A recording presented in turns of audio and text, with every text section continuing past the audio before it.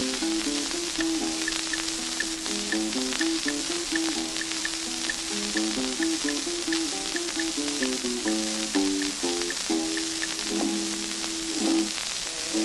noche de acción, a orillas del Armendares, aliviaba mis pesares con un tan dulce murmurío.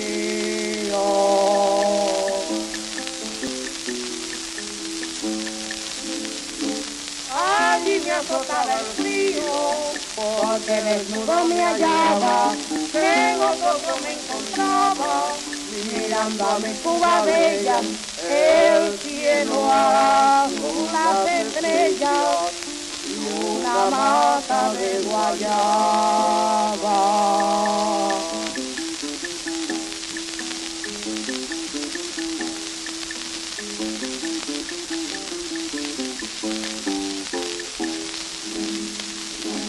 En una noche de acción, a orillas del Armendares, aliviaba mis pesares con tan dulce murmurío.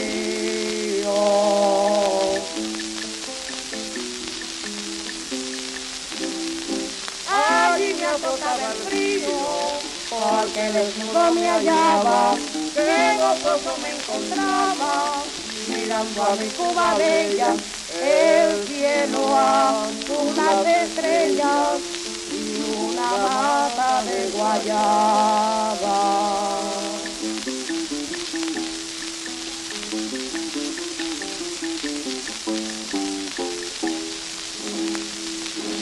Tampoco estaba allí, y habiéndome yo dormido, al pie de unos cocodrilos que intentaban contra mí.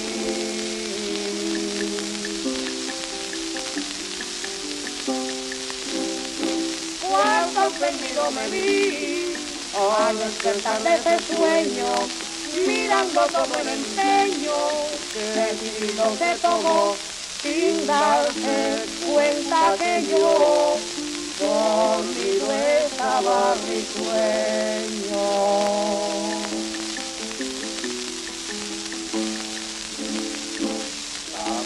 Estaba allí, y habiéndome yo dormido, al pie de unos cocodrilos que intentaban contra mí.